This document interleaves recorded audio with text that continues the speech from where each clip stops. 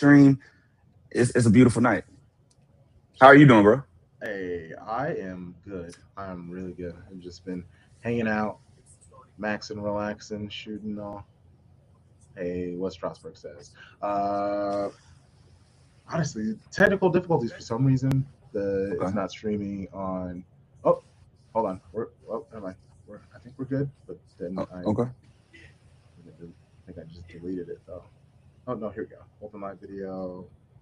Hey, there we go. We're going. We're good. We're good. And so now just Twitch is a problem. Hey, Always Twitch. technology disappoints you, but you know who doesn't? Our guest Ooh, ooh, that's tonight. good. That's good. We got on two people on for the first time. We got Liam Greco. Hopefully Greco. We'll figure it out when they come on. And Andrew Nelson and Strasbourg Steve. True City. He's Yeah, back. he's back. Let's go ahead and bring our friends in. Let's go. Hey, hello. How's everybody? Hey, good. How are you? So good. So Doing good. great. Welcome, Hey. welcome. Um, let's let's start off. Actually, let us start off with some Bundesliga because I made a post this week and I was like, hey, I want to connect with some more people. I hit up the homie, uh, Jake and B Fleming, 50 plus donor. They gave me a great list of people. Uh, Andrew, you were in there. There were a few other people who will be on future lit streams. Actually, because of that post, I got pointed towards North American Verter Bremen Discord chat. So what's up Nice. to that Discord chat? Good guys. Yeah, right. So that was actually really nice. And now I've just been like learning, chatting Bundesliga with a whole new group of friends. So that's been pretty fantastic. Uh, Nice. what I love about St. Pauli is, of course, the beer. That has nothing to do with the club, but the beer is great. Um, and obviously the fan culture, how like they, I mean, German football. There are a lot of fan bases who are very outward and protective of humanity Mhm. in all facets of life, and that's very nice, especially kind of in football where they it's there, but it's or in like English Premier League, it gets a little weird sometimes. So to For sure. have like German football, they're always fighting the corporations, fighting the power, and St. Pauli is one of the most fighting the power clubs out there. So like, is that what drew you to it? Like, how did you become a supporter of St. Pauli? Yeah, for sure. So, I mean, I've been a punk rock music fan for a long, long time. About 25 years or so. And so, like, I knew St. Pauli vaguely through that. Like, you see the Skull and Crossbones, the Totem Cup on punk stuff sometimes, and like they do a lot of collabs with bands. And so, like, Descendants are my favorite band. Like, they did T-shirt and scarf and stuff with Descendants a couple of years ago. But so I grew up a soccer fan, soccer player, refereed for a few years in the 80s and 90s, and it was not a great time to be a soccer fan in the U.S. There wasn't a lot to connect to necessarily, and kind of drifted away from it in early adulthood, and then finally kind of reconnected with soccer in like the last 5 years or so. So in 20 summer 21, I found out about like the streaming options that are available nowadays, and I was really inspired by. I'm going to have a lot of hat props today, so I was inspired by a local soccer apparel and hat company called Talisman and Company, based out of St. Paul, Minnesota. Did an official licensing deal with FC Augsburg in the Bundesliga. Didn't know anything about them, but they did like this whole advertising campaign. This is who FC Augsburg are, and blah blah. And they're kind of like this little team that could. and that really appealed to me as like a minor league baseball fan. I'm like, oh, this team that's usually been in the lower leagues has been up in the Bundesliga for a long time, and now there's this local company making their stuff, and like, um, so I kind of that was kind of my entry point to the Bundesliga. That got me interested, got me following stuff. You know, you can stream all the Bundesliga games on ESPN Plus, so that was easy. Yeah.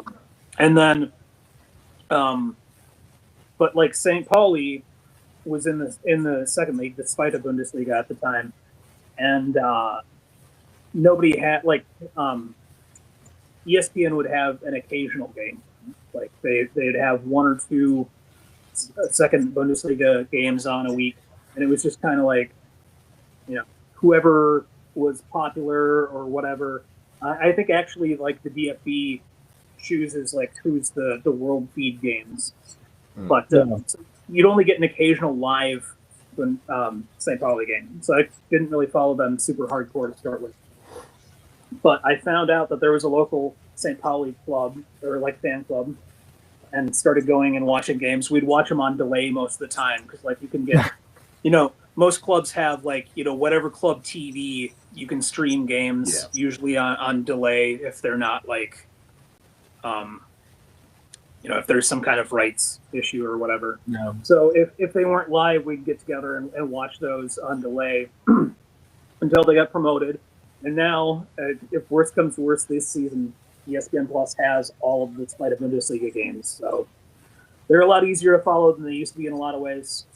But I also really got into them because there were a couple of really great English language podcasts about St. Pauli. And those, unfortunately, kind of have gone away. There's kind of a big rift in the St. Pauli international community around,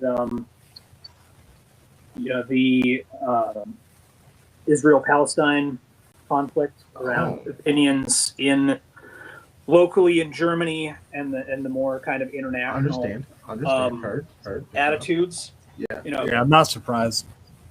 So like the international fan base is more kind of like is pro-Palestinian generally, and like in Germany the left is traditionally very pro-Israel, and like St. Pauli has like a fan friendship with like maybe the only kind of lefty Israeli football club, and so like there's and them and Werder Bremen have these kind of like personal ties.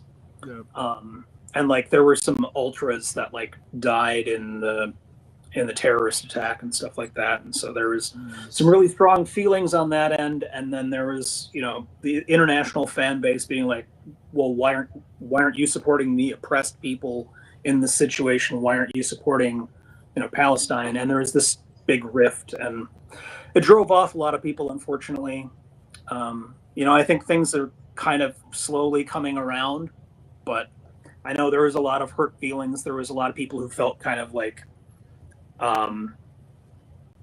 yeah, that's something that is, people feel strongly betrayed towards it. Betrayed is maybe the Yeah. word. Yes, kind of betrayed or jaded, like Yes. I get it. and there's this real tension between like local St. Pauli and international St. Pauli, even though they are a very brand-centered club. Like they market themselves really heavily. They do a lot of good work with that marketing. Like they raise money and they support causes and stuff like that. But they are a very commercial club in a lot of ways, and they thrive on having this international fan base. But like, it's almost impossible to become a member if you're not actually like in Hamburg. So like that, you know, it's not like Bayern where you can just like sign up and pay your thing, and like they're happy to have more international members. So there's always kind of that tension there. It's like, and that's not necessarily just a St. Pauli thing. That's something that you see in German soccer sometimes, just because of how local and like supporter centered and like democratic it is. There is sometimes this kind of tension, like, well, this is our thing. You don't really have a voice in that. You live across the ocean, and it's like, well, yeah, but I also wake up at like. Yeah, Bundesliga. So it's very familiar to Premier League fans as Americans, like a decade or so. There there was a lot of pushback. I mean, honestly, even when we first started our pod 4 years ago, there was a lot of pushback with, and it was like behind the scenes. And it's always like gatekeepers, like people who dub Yeah. themselves as gatekeepers. So there were some like gatekeepers we had to deal with, and I usually try to be nice at first, but then when they just continue being an asshole, I just tell them about themselves. And hey, I have no problem. If you don't want to let me through that gate, I will set it on fire and eventually walk through it. We'll be good. For sure. So I want to stay in Bundesliga, but I see the word rant next to it, so it intrigues me. I want to turn it off a little bit, Strasbourg, Steve. And the season's coming up. Newcastle aren't doing the best, and the whole thing has really been held together. Hey, I'm not trying to trigger you now. United are not doing the best. We're 2 points ahead of Leeds United. Hey, Recently promoted Leeds United. Actually, not shout out to Leeds, Yorkshire. A bunch of twats. No, shout out to Leeds. It's cool. It's cool. They're doing their thing. They're actually, no. Hold on. They're probably going to beat Chelsea on Sunday. We're not even at the actual topic because I see it with the money without Champions League. That's what's been holding the team together for years. You're not going to get Champions League. That means change will come. I haven't been as tapped into what's going on at Newcastle. So seeing your topic that you put in there, it kind of lets me know. It's really shocking because he really seems to have embraced Newcastle and what it means to be a Magpie and all these things.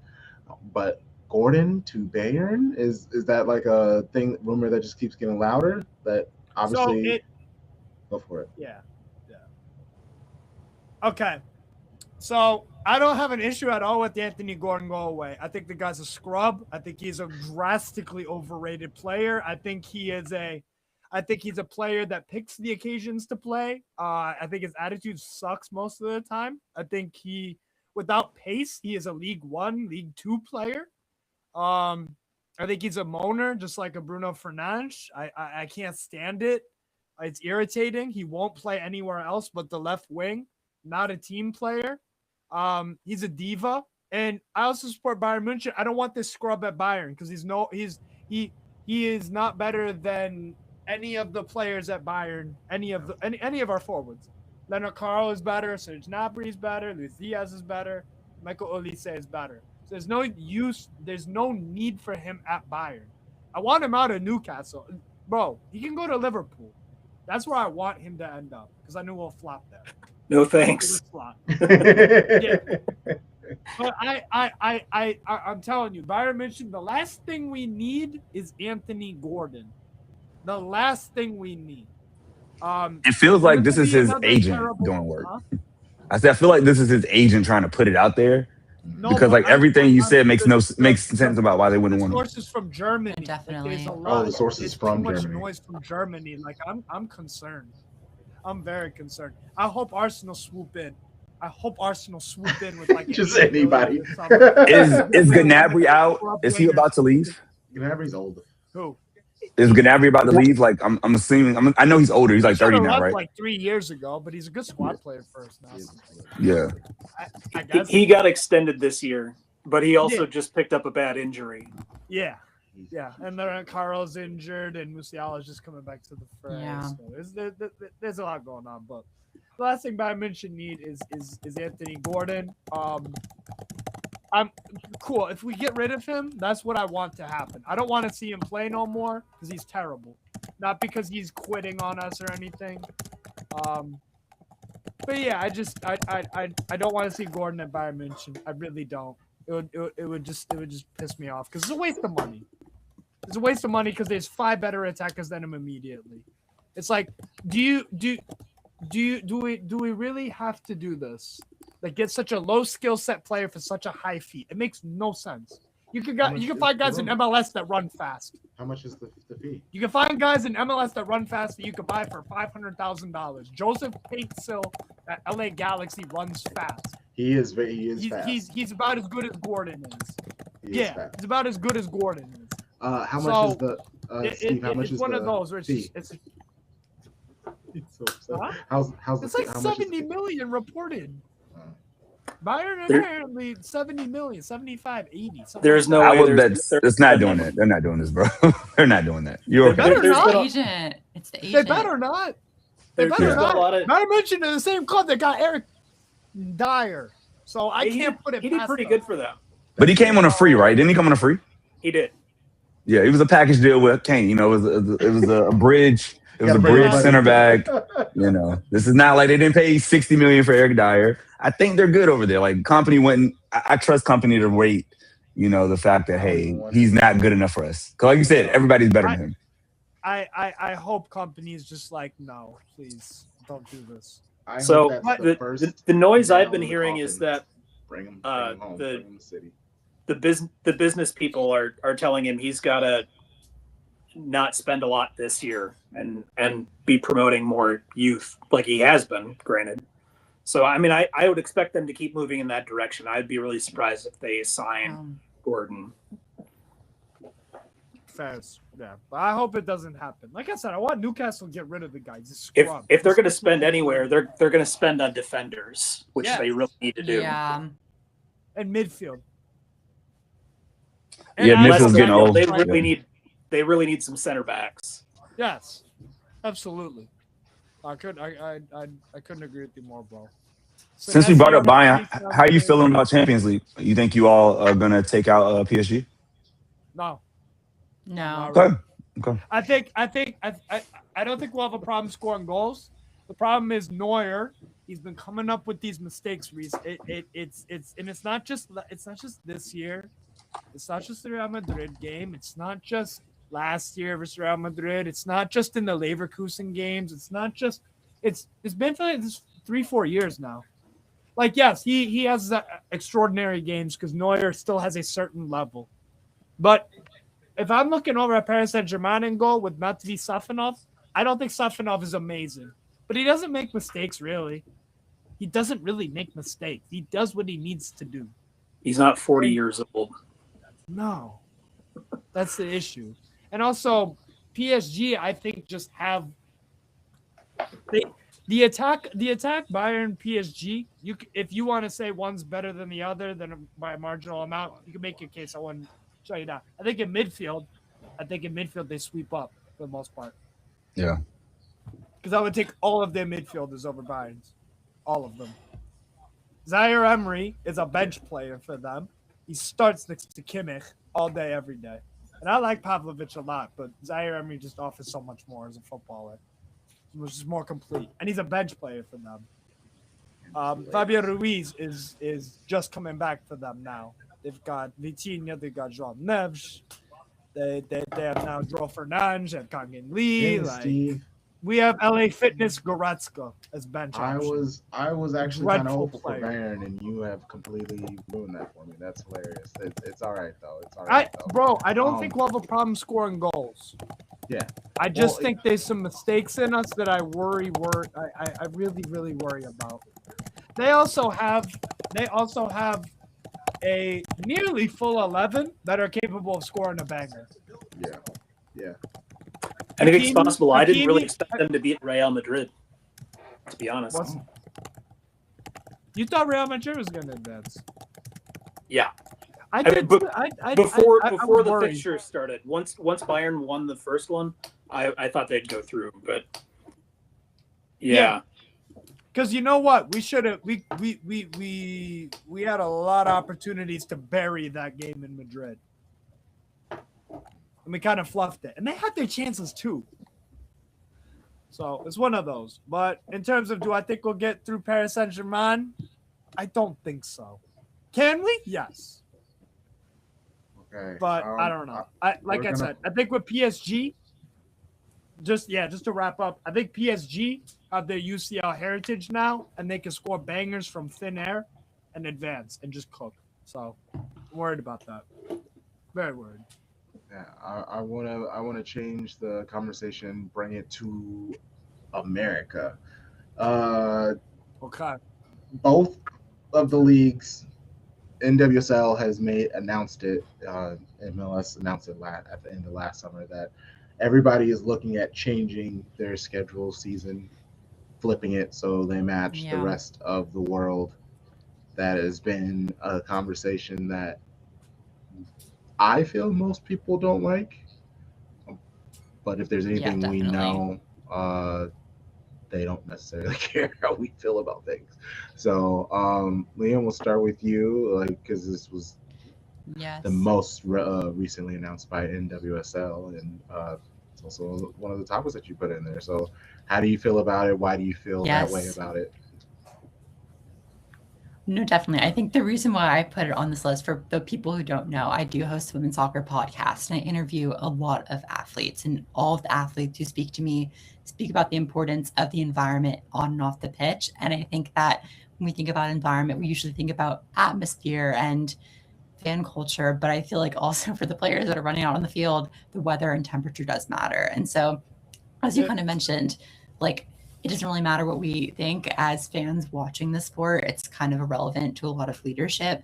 But I think what's been the most pressing development that I've gotten to hear firsthand in press conferences and interviews, but also just from the general consensus that the NWSL Players Association has put out, is that the players adamantly oppose any sort of change to the calendar.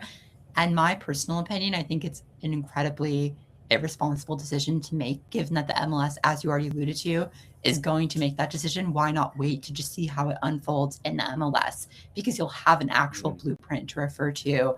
America's climate is so vastly incomparable to anywhere else in the world. And so I think, although it can be a tedious and boring topic to think about, just hearing Brianna Pinto was on a podcast. She's one of the members of the NWSL Players Association, and she spoke about playing in Chicago and it being 18 degrees and so windy, and just, I don't know if I think that clip circled around Blue Sky a lot recently, and I just couldn't have captured it any better. I think it just is such an irresponsible decision from leadership in the NWSL that I might be ill-advised to say this due to my connections to the NWSL. May not be. Shoot your shot. Rip it out. I think, honestly, there's just been a general consensus from fans, from journalists, that the league's direction has been very much been driven out of scaredness and fear of falling behind if Europe. I think losing Alyssa Thompson, losing Naomi Girma were two blows to the dagger. I think that Trinity Rodman leaving would have been even worse. And so I think the league continues to overcorrect to try to model off of something that doesn't need to be modeled off of. Brianna Pinto said on that podcast, if we're the best league in the world, like the NWSL front office claims we are, then why are we modeling ourselves off of anyone else? And I thought that was just such an elegant way to capture that if the NWSL is truly the trendsetter in women's football and is truly the league that will be pioneering the chapters of the future and how other leagues dictate themselves, why are we letting our league being dictated? And I think this kind of goes back to transition the topic to someone else's, about like the academy system in the US and how flawed it is, because I was hearing about this recently, and that the biggest fear that the NWSL teams are having is the lack of player development coming through. And I don't know if this is on the topic list, but I think someone else mentioned, someone wrote summer versus winter soccer, and thinking about this idea of the US falling behind. This goes for the men's national team, women's national team, the club level. Why our country is so flawed on the men's side, but so successful on the women's side has been the general question. And I think, to be frank, on the women's side, it's just been due to a lack of investment from countries around the world. And so with that investment coming, that landscape now starts to mirror men's football. And I think a lot of the debate around women's football as a whole, outside of the schedule, outside of the academies, is how much to model women's soccer or women's football around men's soccer, and how much that intersectionality should be occurring and how much it shouldn't be. And I think for the US, a lot of that decision-making that's being dictated by fear, I would argue, crosses over to men's soccer as well. And I think that as US soccer, as America, I think we need to have this governing body that's supposed to be overseeing all professional soccer. Their lack of input on women's soccer as a whole, of course, we all know about the equal pay scandal and how atrocious the female athletes were treated by US soccer from just a moral standpoint. But I think we spoke about the desires of clubs economically. We spoke about the desire of US soccer as a nonprofit, yet clearly for profit entity in a lot of ways. Like, I think it's so mutually beneficial, and is beyond me. Why these conversations aren't happening with MLS, NWSL, USL, US soccer officials all at the table. And so I kind of wanted to pose it to you all from a men's soccer standpoint, being for Americans. What do we think about this calendar change, and how do we think it would impact perhaps more pressing women's soccer, but the overall hierarchy of football and leagues around the world? Sharpie. I'll start up with the top. And this is how I deal with change, because I'm on the spectrum and my mother wired my brain to adapt to change early as a kid, and now I'm cool with it. So here's how I deal with change.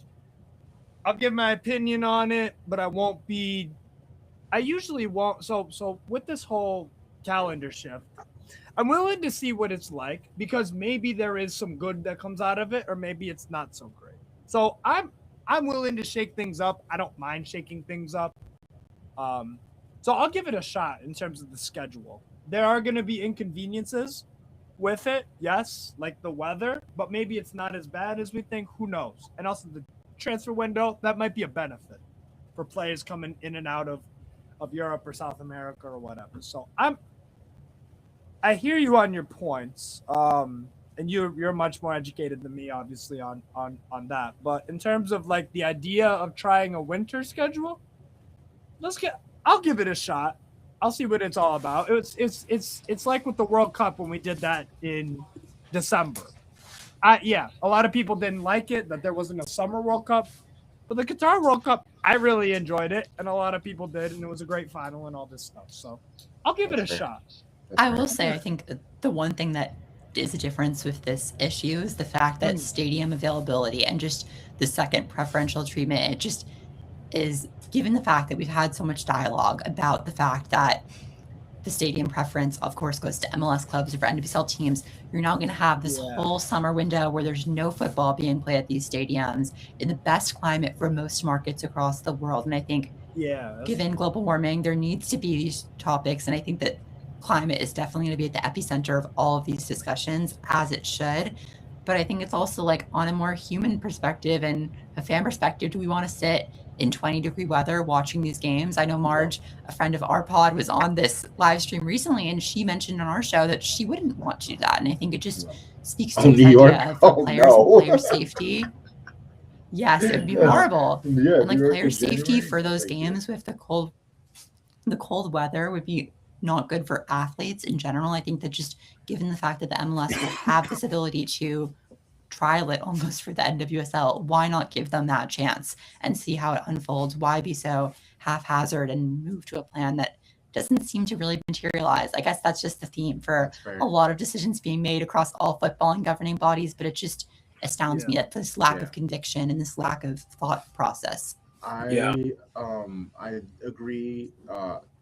Sharpie, I'm gonna pass it to you real quick though. What were you thinking? So I'm gonna play devil's advocate here, and listening to it again, can't disagree with anything you said, Liam. My thought is this: we know how hot it gets in the summer, and it's the worst heat of anybody that plays football, right? Like the humidity's crazy, the cooling breaks, things happen here in the States.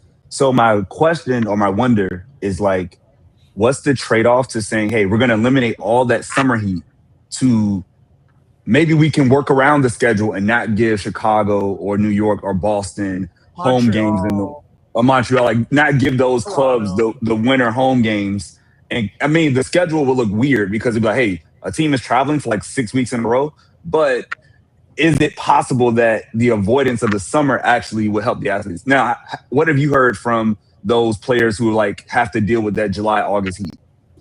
Well, I think the main thing to mention too is the fact that unlike the MLS, because the NWSL is much higher up on the respective hierarchy of leagues, the league often takes summer breaks. So whether that be for the World Cup, for the Olympics, there's built-in summer, I guess, vacations where they're not playing these matches. And so this year, the break with no big women's international tournament coincides with the Men's World Cup due to the infrastructure being taken over by the 48 men's international teams that are going to be using primarily NWSL and MLS facilities.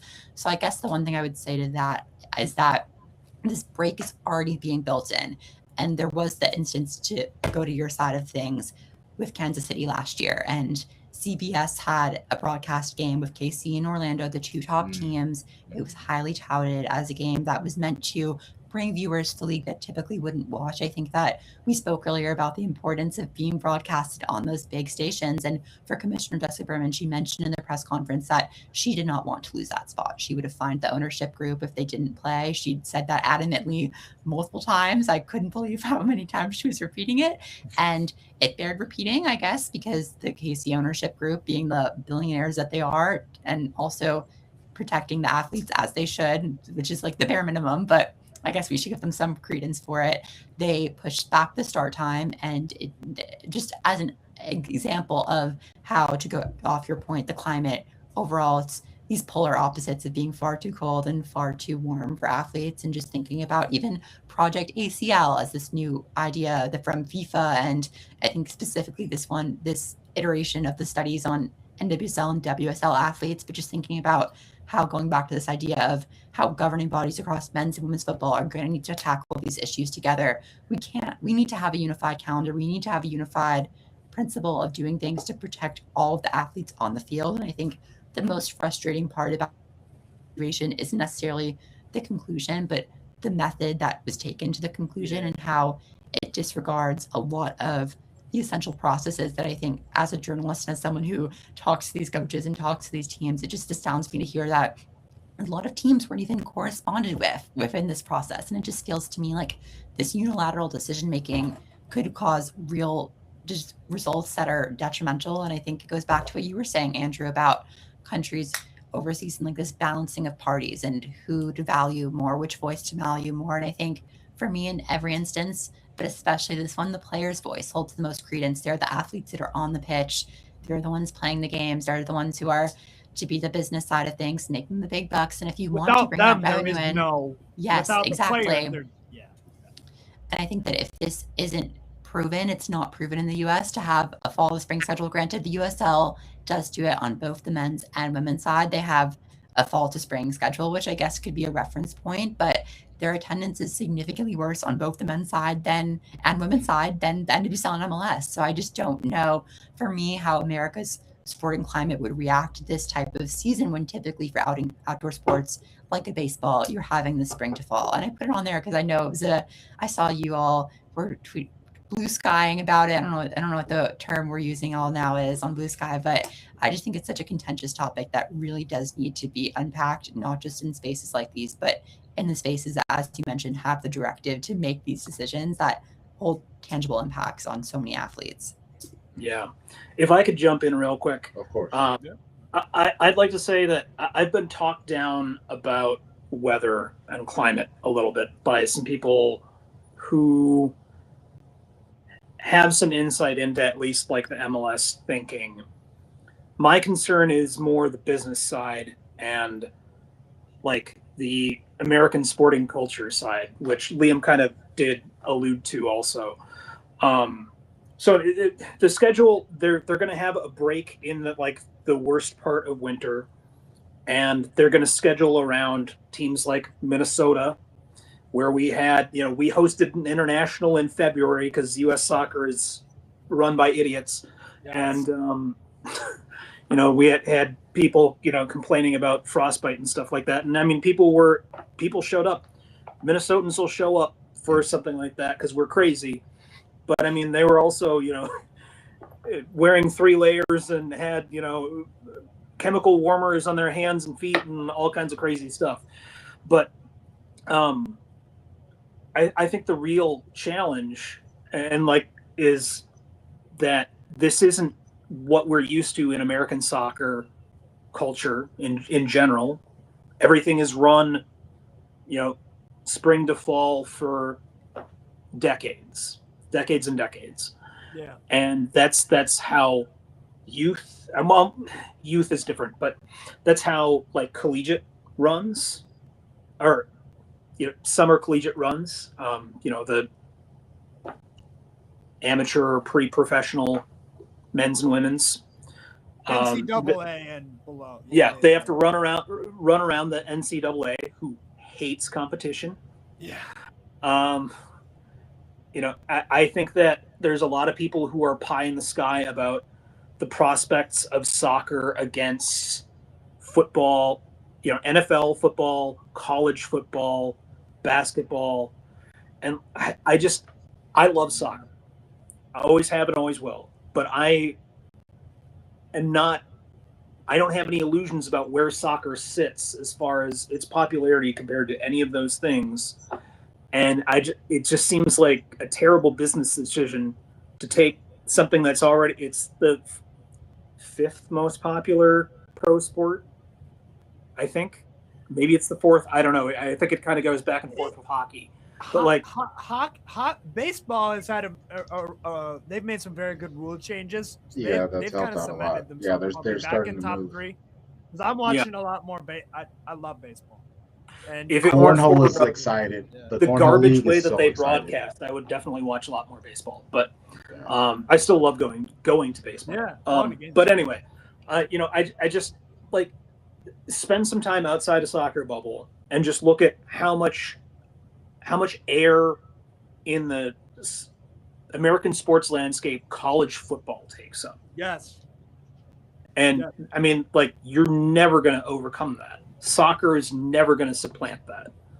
And there's just so much business interest behind it. And now there's all the betting interests and everything. Yeah. And like, it's just going up against that seems like business, like suicide. And I'm way more concerned about that than the climate, to be honest. Yeah, I mean, it is all of the above. It's almost like a pick your story. How will it ruin the game?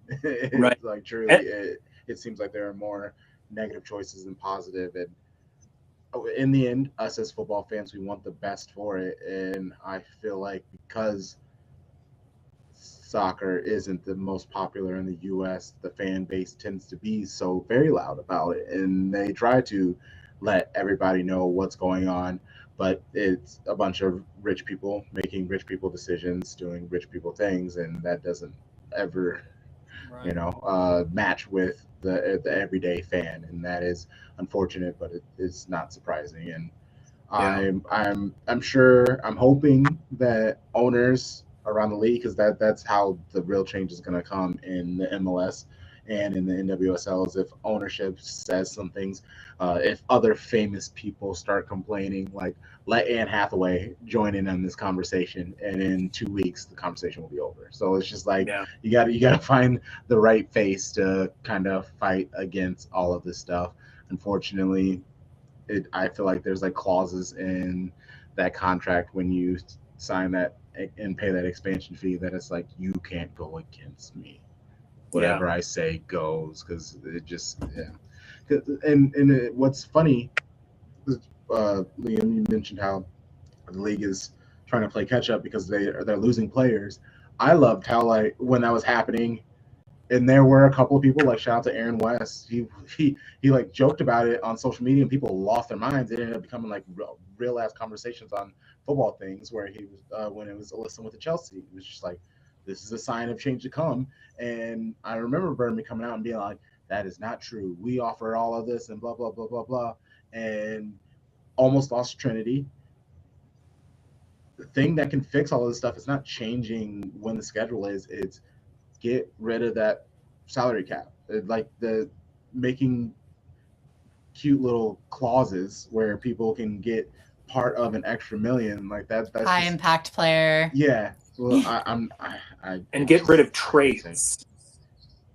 That's something that I like that they have it where the players do the players approve? They have to consent. Yeah, they have the consent now. Yeah, they now have to. The new CBA, so they just issued. Yeah. They just issued. So basically, to clarify, they had issued their first ever CBA. They renewed it, and then they made another CBA in an attempt to keep stars like Trinity. And one of the clauses in the CBA was that the league could dictate salary cap decisions and make amendments to the cap. And so, as you all alluded to, they introduced the high impact player rule, which I think, if you're not an NWSL fan, maybe if you're an MLS fan, you'll get it, but it's very complicated. Yes. And it sounds like something from SNL. Like, it doesn't really feel like it would be something a real league would introduce. And that journalists, I mean, like, I feel like it's so funny that, like, I could be invited to vote on these lists, and, like, I should not be determining who has access to pay basically like ESPN's top 50, which is a bunch of random journalists that just get an email and we have to like fill out the list. I mean, I'm not the listener on this list. They just randomly picked a bunch of lists like ESPN's top 50, Guardian's top 100, Ballon d'Or, and most of the people on this list don't play in the league currently. And that's the thing too that I find so funny is by the qualifiers that they're setting, the NWSL Board of Governors is setting these lists and these qualifiers that they deem to quantify the best players in the world. Your players aren't on those lists. And so I think there's a real question that needs to be had about for even players who want to go to Europe. They want to go to Europe because they want to win Ballon d'Ors. They want to get that recognition. They want to be winning Champions Leagues. And I think that there's a sense of fear that the NWSL can't replicate that. But I think it just can't be inauthentic. They can't just make it up. They can't make CONCACAF Champions Cup a thing. It's just never going to be on either the men's or the women's side. Just cut in. They're going to try. Liam, I watch a bit of NWSL more than Jesus. I'd like to watch more. I've seen enough of it though, but I've not watched enough of the English Super League or the Liga Feminine or La Liga Feminine. In your opinion, is NWSL the best league in the world? That's what I think. We were just talking about how so contentious it is because I think when Alyssa went to WSL, I mean, I can see the Angel City scarf back there. I'm sure you were thrilled about that move, especially given that you're a Man City fan too, or going to the rival club. I know Bunny Shaw put you over the line this year, but if she moves to Chelsea, that could turn real quick. Why would you say something so hurtful? Why would you say that? I'm a Man City fan too, so I don't want it to happen, but I think we know this hierarchy that exists, and it's not just within leagues, it's within the clubs within the leagues. I think there's just such a lack of parity within investment, and that even players like a Bunny Shaw on a Man City, I think there's a sense of we want to get paid, and I think usually there's a lot of negative connotations around athletes wanting to take the bag, so to speak. But I think that the conversation is very different when you're in the 8 figures versus the 6 figures or the 5 figures. And of course, these are still like not small contracts, but I feel like there is just such a sense of these athletes want to get their deserved salaries, and the WSL, given the backing of the billion-dollar men's franchises, and which the NWSL does not have, they're independently owned clubs. And as much as Angel City's Jennifer Garner and Alexis Ohanian money can help, it's not going to compensate for the investment from these oil companies and moguls that are subsidizing these WSL teams. So I think it is truly at the point where for a while the NWSL was the best league. I would say that since the pandemic, tides have very much turned, and that the WSL has seen a lot more investment with teams like Manchester City that were never perennial sides in the WSL, I would argue. I think that this is like the first year where I would say that they are runaway favorites. I think they've competed for a while, but they finally put the pieces together. They just signed Sam Coffey, who we haven't even mentioned, from the NWSL. So there's a lot of turnover within leagues. I think that the direction of U.S. women's national team players is very much one way. I think that we don't oversimplify it too much. I think that Kat Macario coming back, Lindsay Ring coming back is great. Like, I think the NWSL's high impact player role in theory is supposed to subsidize the losses of the league. It has very much made the conversation ambiguous. I think that currently the WSL is probably the best league. And when it comes to the top teams in the WSL, they would beat the top teams in the NWSL.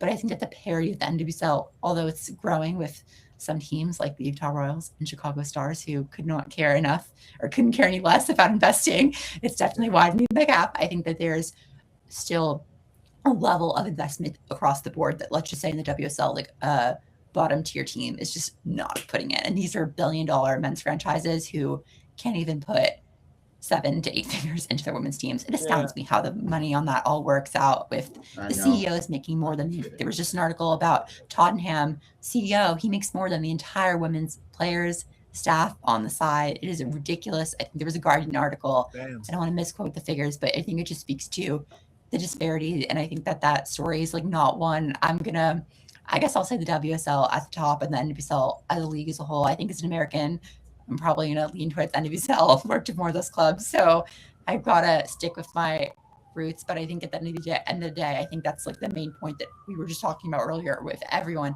Even if you make one comment about it, like, you're going to get criticized for it. And so I think it's very much a point of contention that we're not going to really know the answer to for a while. I think it's going to keep toggling back and forth. I think billionaires are going to billionaire. They're going to throw exorbitant checks, which still are not nearly as large as they should be at the top athletes in the world. And it'll toggle back and forth like all things. And I think it also goes to, like, I asked a player about this recently. We did an interview with a few players who've actually played in both WSL and NWSL. And they spoke more. I framed it more about the differences, because I think there's a true difference in whether we want to, like, talk about, of course, the fandom is similar. The football is so different. In Europe versus America, I think the tenacity and physicality that America plays with can sometimes be subsidized. I think on the document you talked about not pretty or aesthetically pleasing football to watch. Like, it isn't in a lot of ways at points. Of course, the tiki-taka of Alexia Putellas and Andana Bonmati is going to be the one that everyone loves to watch. But I think that there just is this such clash of styles that has been very interesting to see. And then it's hard to compare. I think the differences that players have spoken to, at least me, about, from having actually played in both those leagues and those campaigns, I try and weigh more than my own as a viewer.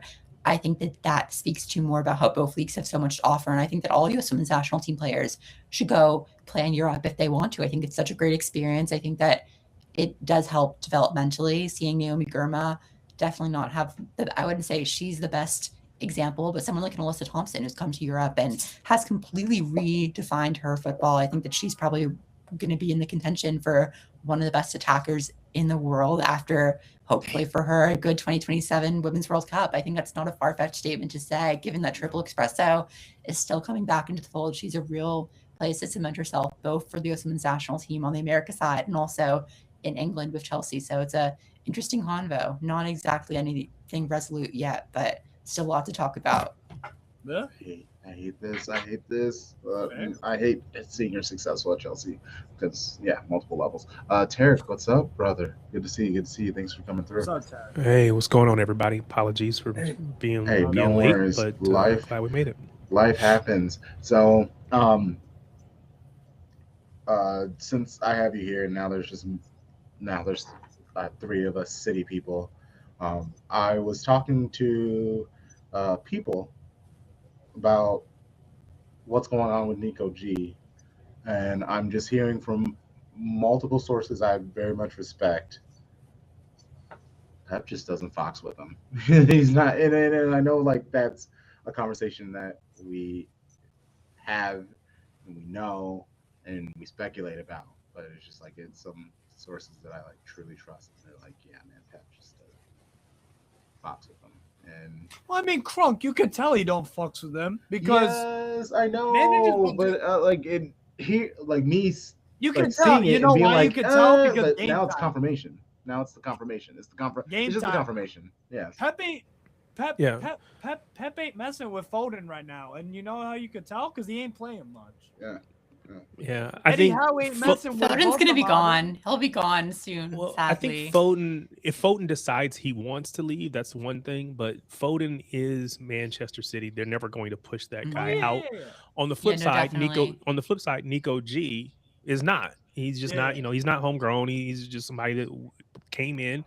And while I thought he played very well when he played earlier in the season when Rodri was out, to your point, once Rodri has come back, he just hasn't played. And Pep has made the decision to he would rather move Nico O'Reilly into midfield and play Ike Nori at left back than to play Nico G and just do like a straight swap for Rodri. So, again, that's why he makes what he makes, and he's the world's best manager. And I'm just a dude that can barely beat EAFC,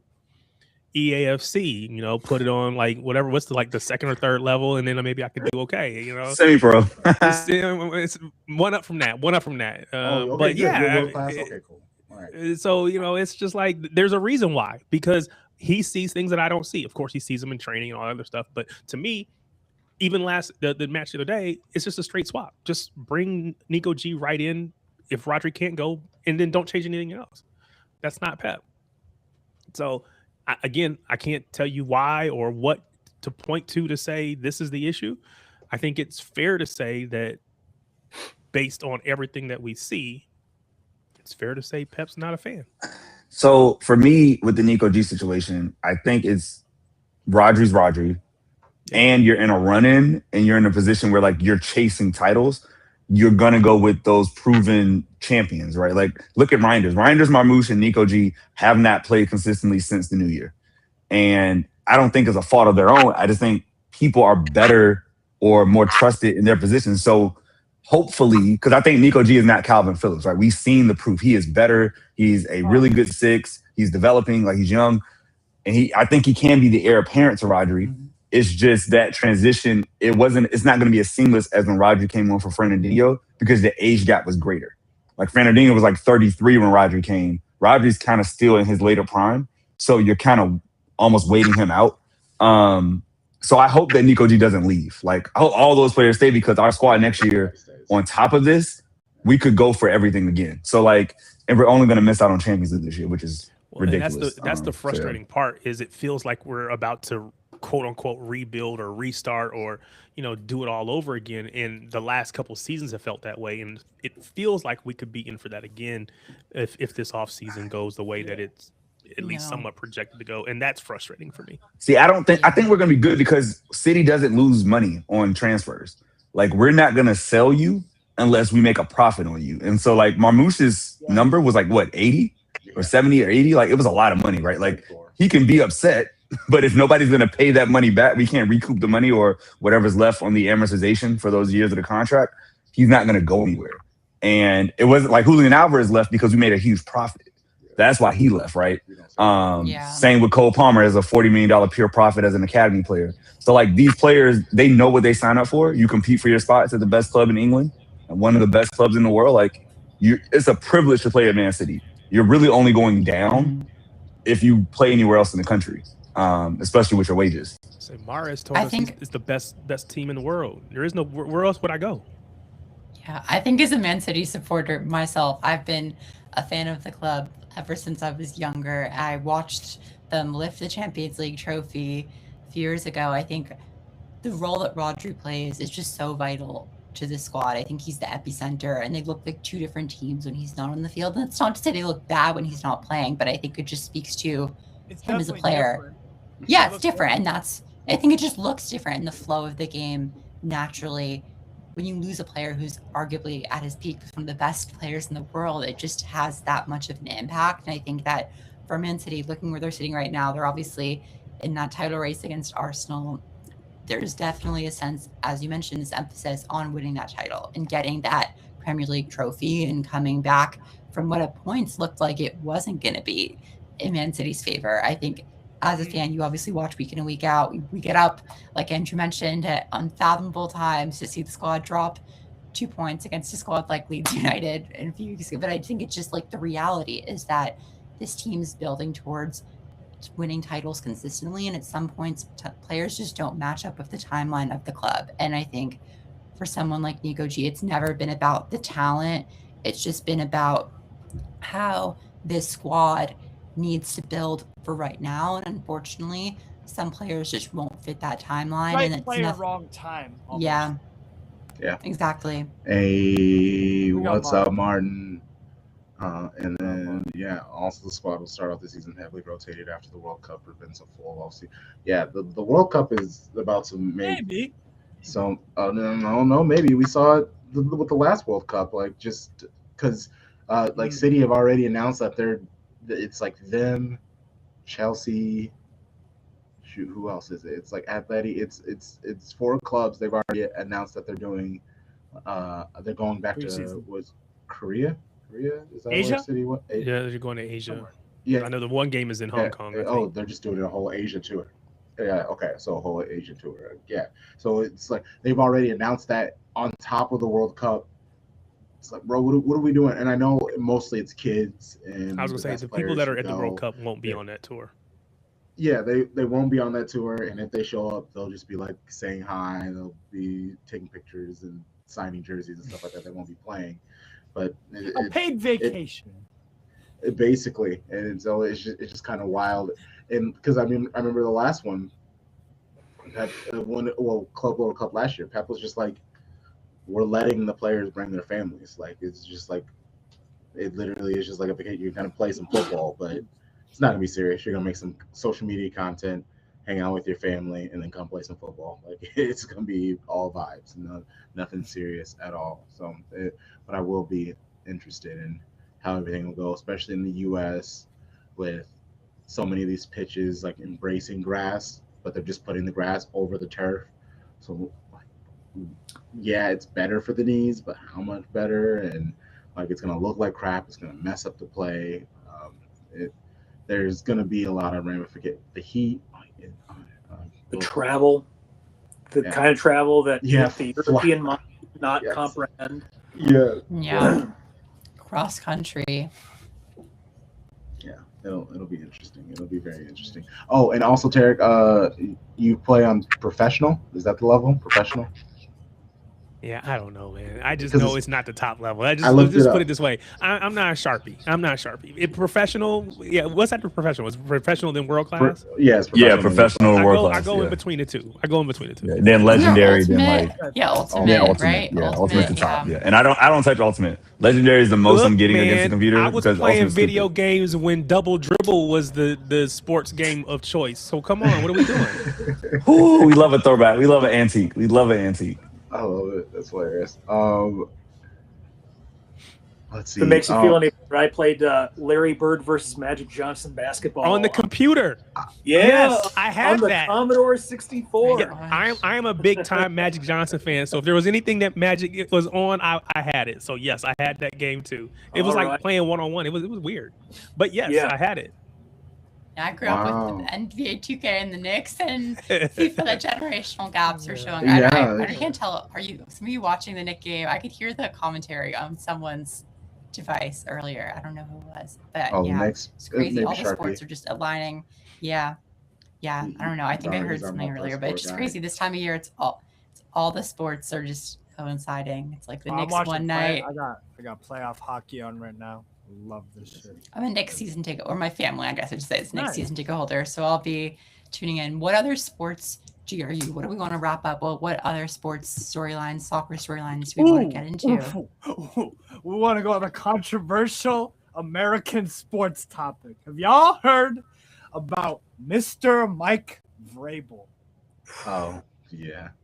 I mean, this means nothing to me. I hate this talk. I hate this topic so much. I will let you have your floor. I just want to say this because I don't care. I genuinely don't care about what people do in their personal life when it comes to sports. It does not move me. Right. I care about players. Question for you, Sharpie. Okay, but here's the argument. Here's the argument. It does. Because but it hasn't. They never seen a reporter. This is the angle that I think that I was going to ask about.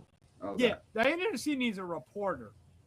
And when she has sources and she's talking about trades and has interpersonal, professional working relationships with players she interviews and coaches and stuff, that is where the issue. That's where I disagree. All journalists it's have not connections. Just not all of them are like smushing, but but she is.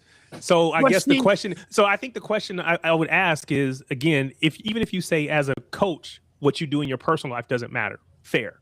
Okay. Whether we agree what he should do it or not, it doesn't matter. It doesn't change. But for her, journalists talk about, ethics and, and doing things the right way.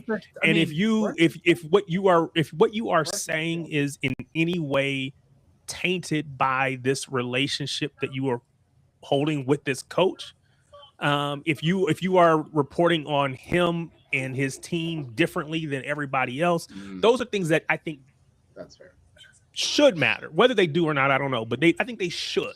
Integrity. I think it goes both ways though, because what about the team and the coach? I don't know much about the story. I just I just typed in the headline to make sure I was thinking of the right person, and I was. But even the Patriots coach, if he was being interviewed on the network, how he talks to the journalists, how he shares his information, I think I don't know. I guess I'm very much personally not someone who likes to dive into all the gossip of things. I just can't, there's always some new headline about it. I just think for me, I guess it's very unprofessional. Of course, morally it's wrong. We can just say that, but I think it's just, for me, obviously it's a wild headline that's going to be everywhere for the next few days, but I just think it just speaks. I don't think this is going away. This is no. this is gonna follow Vrabel and Rossini. Yeah, Oh, no, unless of course not. if he decides It's to so not step unprofessional on both their parts. What's worse though, what Vrabel did? Oh, no, sorry. Vrabel and Rossini, or the fact that we know that Robert Kraft got caught getting happy Wait, endings? Like, you know what I'm saying? That's Like, worse. I was so just gonna that's say, worse, what's but gonna he's matter Teflon, right? Nothing happened. away. Well, because he's an owner. Yeah, it's class. I'll say he's Yeah. the owner, so there's no one to punish him except And for the this is league. like, I think it's an example of patriarchy where like the woman is gonna she's lost everything. She lost her job. She had to resign. The coach gives some statement. I'm sorry, I offended my family. I'm not gonna be there on day 3 of the draft. Oh God, I won't show up on Saturday for rounds 4 through 7. Oops. I hate it. I think Vrabel might have to resign because there's I think more it's a matter stuff. of time. There's more stuff coming out, Sharpie. Like apparently, she named her child Michael. She might just be a Michael Jordan fan. I don't know, but popular like, name. It's a pretty common name. It's a very common. But see, like, that's coincidence. I've seen this all day on my chat. I'm just over it, man. Like, the NFL draft is on. I genuinely don't care who's smushing, who's kissing, who's at the pool. Live your life. Like go. Really I really don't know. Who's playing left tackle? That's what I want to know. Who's getting in the trenches? Yeah.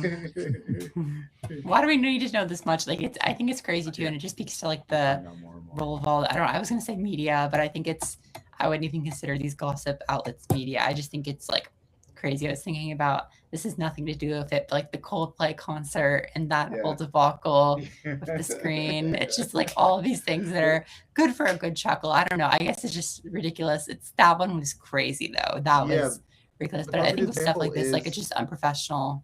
Yeah, the perfect example is, like, could you imagine if Jordan had to go through the smartphone era, like the things that he was up to, and there's just smartphones all over, and there's just people with fake accounts telling everybody's business and stuff like that. Like, I understand this is where we are, attention, clout, all this other stuff, but yeah, we know too much about everybody, and sometimes we need to fix that.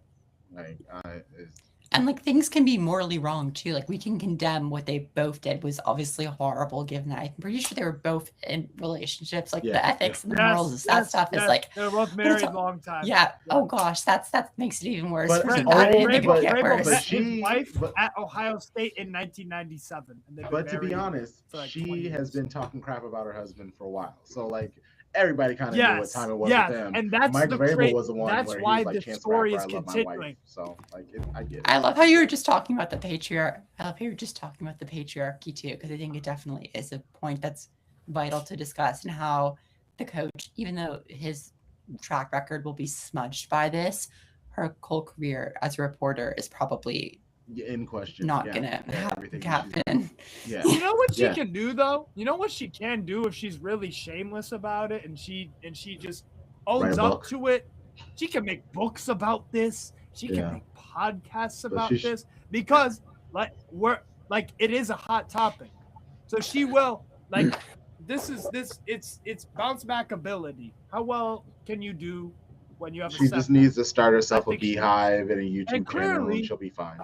And clearly this lady does not give a you know what I'm saying? Because, and that's what I kind of like about this about her, because she is kind of like fighting against that stuff, where she's just like, I feel bad for her husband, because this must be terrible.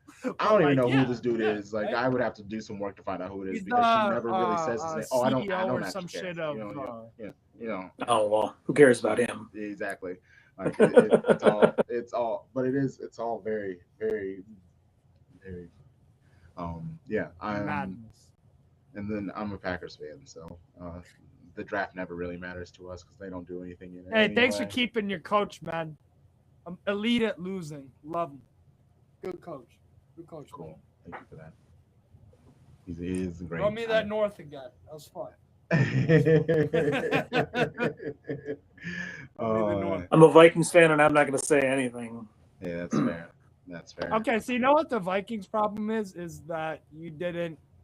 We don't have enough to talk about with the Vikings problem. That's a whole podcast on its own. Oh yeah. I mean, and then I'm a Celtics fan, and so they just lost. What's painful about that is in the second game, Celtics were up by like 15, and I was like, "Sweet, bro." I like skeeted it. I was like, "Sweet," and that is when the run happened, and they eventually, and I like deleted it. I was like, "No, Juju, delete," and they still ended up getting smacked and losing at home. I was like, this is why I don't like posting about stuff in real time, especially since we've started doing our watch-alongs. I'm not really like posting about the game as much as I used to, and it does feel like the game is happening, and like I'm not doing any announcer jinxes. I'm doing it through the live stream, and I don't know, it feels a little less stressful. But I tweet that it's a sweep, and then they go on a like 28-0 run. It's like, fuck the 76ers. Like, why are you guys hitting threes? The 76ers don't hit threes. This isn't like a thing you guys are doing. What is happening? They didn't have Embiid either, right? Go ahead. What was that? No. Go ahead, Steve. They didn't have Embiid either, right? Embiid was out. Yeah, Embiid was out. Paul George he had like 3 fouls in the first quarter. Like it was just Edgecombe and what's his name? They were just balling out. Like they were balling out. Jaylen Brown was missing every three he took. Damn. It was I was cursing. And God, when that guy went Jaylen Brown's high end is really high. His floor though, his low end is like real bad. Like he's genuinely, when he's playing awful, he's a detriment. I honestly I hate that's the issue. Soccer, football has just like, it's fixed. It's 45 minutes, 12 minutes, 45 minutes, a good hour and a half, hour 40 minutes. You're good. All these other sports, like now have me emotionally invested for 3+ hours. It's too much. It's too much. I don't like Crunk, only one sport is over 3 hours, and that's college football. NFL is a tidy 3. And NBA is 2.5. Playoff, everybody else is NBA 2. is like 3. It feels forever. Or maybe compared to football, soccer, whatever we want to call it, it's definitely it all feels long. I agree. Mm-hmm. Speaking of though, is anyone excited for the World Cup coming up? Is anybody looking forward to it? Oh my God, I can't wait. Yeah. Yes. I will say I'm kind of mixed on my.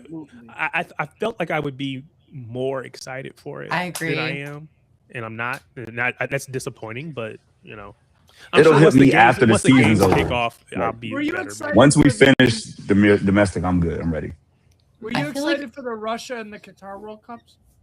Yes, I think. Well, it's like I think I felt I would be more excited for this one because it is in my quote unquote backyard. Now, again, that's a really huge backyard we're talking about here. But, when it was announced, you wouldn't have been able to tell me that I wouldn't be at a game because it was just like, it's the World Cup. Mm-hmm. It's in the U.S. I'm going somewhere. And it's like, no. I'm going to the USA-Australia game in Seattle, so I'm looking forward to that. There you go. That's what's up. I'm going to USA. Sorry, go ahead. No, you go. Sorry. I'm going to the USA-Germany friendly in Chicago right before the tournament, but I can't afford real World Cup tickets. Well, that's the thing. Yeah. Fucking crazy. I made some financial decisions. You know, I made it work. That's what people are doing. Yeah, they're just like, I will figure out my rent for the next 3 months. It'll figure itself out. It'll be all right. Big up, Snoopy. What's up, Snoopy? The $150 train ticket from New York City to Meadowlands definitely doesn't help. I think it's ridiculous. I mean, I live in New York City, and like it's usually I think like $6, and the fact that they're increasing prices that much. I know I don't want to bring us back into all that. I mean, that's like I think it'll be probably day of, but it's going to be astronomical. Like I think the prices are just going to be so crazy. But it's also like even for people. Like if you don't live in New York, you probably might not know this, but the stadium that the finals can be played in, it's non-New York City, and all of the marketing is like, MetLife, it's going to be in New York City, the epicenter. Like it is nowhere near the heart of New York City, and it's nowhere near. And the World Cup is nowhere near the heart of the fans of the game. It's obviously we know it's America. Like I think America plus FIFA, the product is not going to be the kindest for the fans. Like we've spoken about this a lot today. I think, speaking of things that could be a whole other podcast, FIFA's problems and problematic nature and history of all different accounts could be unpacked much further than the remaining time allows. But I just think it's so disappointing to have this World Cup in the backyard that should be so exciting for all of us as fans of the game, should be something to look forward to, something that obviously, I'm not saying the ticket prices should be like MLS prices, but like the 4-figure normalization of those fees is just ridiculous to me. And I think for a sport that's supposed to be the world's game, the fact that it's now like almost the billionaires game for the event that's supposed to be the display of the world's game to so many people is just so frustrating. Even the paid fan zones, like that's so ridiculous too. The monetization of every single aspect is frustrating. That to Coachella basically. Because I was looking at the Kansas City, and I'll probably still go. There's a free, but obviously that's like a certain line you go through, and then there's like a $80, which is like a specialized space where you will be guaranteed a space and you can get in. And then there's like a $250, and that is like an elite where you get your own bathroom and there's a really good cash bar and food and stuff like that. And again, this is just a watch party in Kansas City. It's not at any of the games. And that's the cheapest choices that I have to get the World Cup culture, because that's what I wanted to do. I actually wanted to try, obviously before the prices and everything were announced. I was like, cool, I'm going to travel. This is gonna be my excuse to hop to a couple of different cities that I haven't been to in the U.S., meet a bunch of different cultures, have some fun conversations, try some fun food, and now like it's going to be possible, but I don't know really how, because all these like food, these fan parties, you're not gonna be able to bring in your own food, so you're just buying the multicultural food that they are selling. Sharpie? I would just say this: everything was doomed on December 5th, 2025, when Donald Trump was awarded the inaugural FIFA Peace Prize. Infantino is a guy who only cares about power and money. We know this. Like, that's why they had a whole World Cup in Qatar, right? Like, FIFA's been corrupt for years, from Seb to him. Like, there's nothing good coming from this organization. And in America, there's nothing good coming from capitalism, because everybody's going to be exploited. And then you throw in a war, which makes everything more expensive in the country, on top of tariffs. Like, it's all back to, sadly, 2022. Yeah. The shit's been a downward spiral. But on the football side of things, hopefully Lamine Yamal's healthy, because his hamstring, he's out for the rest of the season. That's a big If France stays fully healthy, I hope we get to see England be healthy. Like, I just want to see players at their best, so we can really get active. And I think there are going to be some great games. Like the round of 16 games are going to be actually round of 32, because that's a knockout now. That's going to be really, really amazing. What do we think of the 48 teams in the World Cup? I like it. The more the merrier. Yeah. Just the stories of people that have been able to be to the World Cup. That's very nice. And so I'm sure maybe in a couple of seasons, or in 8 years, all the people who haven't had their experiences will have had their experiences, so it's not going to be as exciting. And then that's bump it up to 64. So it's like, I would say 48 teams in Italy still can't qualify. I think it's awesome that Cape Verde and that Curacao are going, though. Yeah. Like, I think that's so cool. I mean, they're gonna get destroyed, but it's really cool that they get to be there. Exactly. Yeah. Whether they get to have any fans there, who knows? But hopefully people will step up and cheer for the little guys. Yeah. To be fair about the U.S. and at least Canada, I don't know about Mexican population diversity. I assume that it's mostly native Mexicans and people from other Latin America countries that live in Mexico. But regardless, in those 3 countries, I would say at least 100,000 people of every nationality. Do they live in all 3 of those countries? At least. There are 100,000 Haitians between the 3 countries that live there. I would say yes, right? Oh yeah, for sure. I bet about 50,000 people from Curacao or have Curacao heritage across the countries. That I don't know, but yeah, probably. You get my point. You could do it from all countries and be like, there is a 50 to 100,000 of that kind of nationality between the three countries. So, like, I expect Haitians to show up for all three of the games. Yeah, that already live here. So the 4018 World Cup, the more the merrier. If we make it even bigger, then like that might be a little much, but 48 is great. The interesting thing about the qualified teams that haven't been for a while or have never been, they actually would have qualified under the 32-team World Cup. Like Haiti smashed it out the park with their group. Like they deserved to go. Curacao. Like there were quite a few. Norway. Someone in the chat wrote, I just want to correct what I said earlier about transit fees. Yeah. They wrote that it's covering staff costs, Miami Snoopy. And I think that kind of goes back to this whole dilemma of what it takes to actually host a World Cup and whether or not, I was saying earlier, like how frustrating it is that like the one chance in most likely my lifetime and probably all our lifetimes that the U.S. is going to be hosting a World Cup is going to be, at least in the men's side, is going to be under this current presidential administration and this current FIFA body that I think just really doesn't seem to have a hold on anything, and much more pressing issues, of course, than the soccer we watch. But I just think it's so disheartening to have this, and I think it'll be hard. Like, I think all of us should obviously separate as much as we can, like, and allow ourselves to enjoy having this World Cup while also acknowledging like what's happening is horrible. Try our best to enjoy it.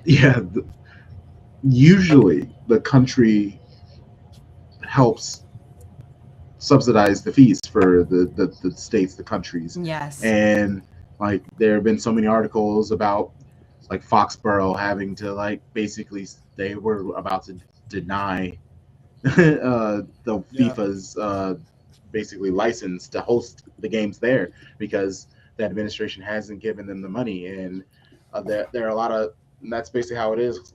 So much of the money should have been already given to all of these host cities, so these fan events could be free. Like a lot of the stuff should be free or more available, affordable, but because it's not, obviously they're not going to have to take that fee. Hey, you're going to tell me that I'm going to not get $50 million for my salary this year and my bonus? No.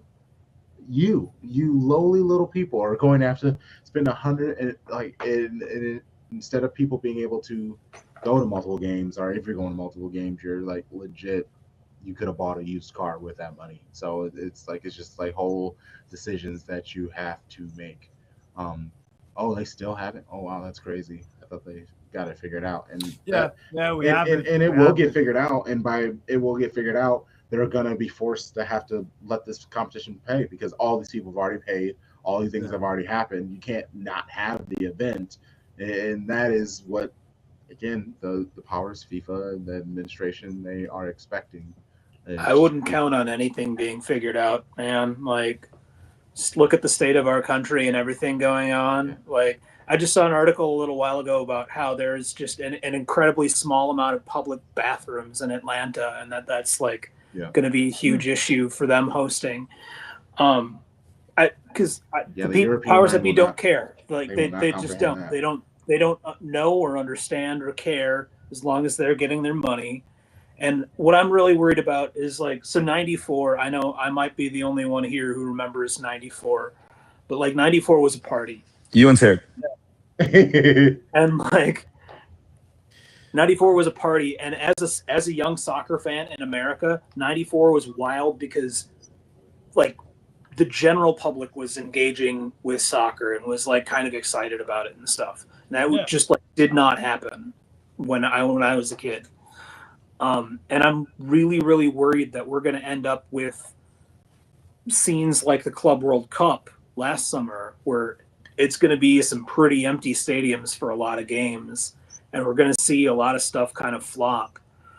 And like the people who are excited about soccer are still going to be excited about soccer, and like a lot of people will be able to go and stuff. But I'm not convinced it's not going to be a mess. I'm not convinced it's not going to be fucking embarrassing. And I'm not convinced that it's like people who aren't big soccer people aren't going to see that and be like, well, this is rinky-dink bull crap. Why would I watch this? I think we have so many people in this country that like, tickets may not go on like be sold out until like the day before, but like I would be shocked if it's not, maybe not sell out, but if you don't hit like 90% capacity, because there's so many people in these major cities, like it sells itself, right? Like eventually once they flop the prices and all that stuff happens. But your point is valid, where it's like, this isn't the way it should be feeling. It should be feeling like, oh my God, everybody who's a soccer fan in America is going to a game, and we're all talking about what cities we're going in and how many games we're going to see, and are we taking road trips? Are we taking the train? Like, but all that joy has been taken away from us, and that's the part that hurts. That's yeah, what I'm I actually like how you counting mentioned on. joy, because I was just. Go for it. Oh yeah, I was just gonna say I love how you mentioned joy, because I was thinking about how like the best form of retaliation to like any rule is like to not let them take our joy away. And I think that for all of us being soccer fans, finding joy in this competition this summer, however it comes, whether that be turning off your TV for the inevitable. I think speaking of the Club World Cup, he's going to be on stage trying to get all front and center for that picture. Our current administration, like I think there's going to be a lot of moments like that where we're going to just be like, gosh, how could this nation embarrass itself even more than it has? But I think like just finding that joy and keeping at the epicenter of the World Cup as much as we can try to, what we love about football at its core, it's going to be like very exciting. Even if we're not going, even if you are going, just like finding that way to enjoy the game in whatever fashion you're going to participate in it. For sure. I think if Russia and Qatar can put on the World Cup that they did, I think that the US, Canada, and Mexico are also fully capable of it. Because let's be honest, I think Qatar and Russia are a bit more, authoritarian or discriminatory or. I know we run them. Production teams will make things look good. Production teams will make things look good. It will never look like if Russia and Qatar can it will make it look like people are having fun. Like NBC Sports, they're all professionals. They're bringing in the best people. Like they're taking people from CBS. Like Kate Abdo's going to be a part of it. Like Thierry Henry's going to be a part of it. Like they're going. Everything is going to be. All the shit's going to be shined. And you. Do you remember those sad paid fans from the Qatar World Cup? Yeah. Those people. They were would literally just like locals, shirts. but they gave them like a Germany shirt or something, and I don't know, man. But I do want to say, because peace prizes and things came up, and because finding joy and like finding a way to enjoy all this despite shit. A certain local bar called the Black Art of St. Paul received the inaugural St. Pauli Peace Prize, and that's where I'm going to be watching most of the World Cup. And I encourage anybody who can come out to come watch the World Cup at the Black Heart of St. Paul. It's a queer soccer bar. It's a great time. There will be tons of people who love soccer and are a cool hang. So that's also where I watch my St. Pauli games. So just want to give them a quick plug. If you're looking for some place to watch soccer, that's a great place. And I know there will be other really great soccer bars around the country where there will be fun people hanging out, and you'll find community. And I'm so upset there's nowhere here. For like my show bros can tell you, for the last few years I've tried so many different bars, and I'll get something going, and I keep trying to push it. Like the funniest thing is one of the days it was like 20 people showed up, and then Premier League in the USA sent the bar $500 as a like keep going. And I show up the like Monday to talk to the bar owner about it, and they like shared us on social media. Like there was all kinds of stuff, and I was like showing it to them. And they're like, "So, yeah, like national, like take this now, share it on your social media, make a big deal about it. Like it the area just doesn't get it, but they'll open up at 7 a.m. for Iowa Hawkeye games like that. That's just like how this area is. It's so frustrating. Yeah. It's so frustrating. It's I might Like I might just have to make the drives to Chicago just to be in a city where they accept culture. Yes, sir. And like and even going to Kansas City, I might try to go to a game and like check ticket prices and see if they drop under like $200. I might take a go and try to buy a ticket, and I don't care who it is because I just want to be at a match at the World Cup. I want to be able to have that experience, and so it's For sure. it's all hopeful. I think you'll make it. I think you'll make it happen, Crump. I'm sure. I I'm think sure. you'll I'm sure. I will. But this was a good stream. I won't hold anybody any longer. Want to thank our guests, Andrew, Liam, Steve. Appreciate y'all. Thanks for having me, guys. Nice to meet Thanks you all. for having me. Nice to meet you all. Pleasure to meet you. Of 100%. course. Next week, we will have on Boz, who I'm so excited to talk about because he's been in England for the last couple of weeks.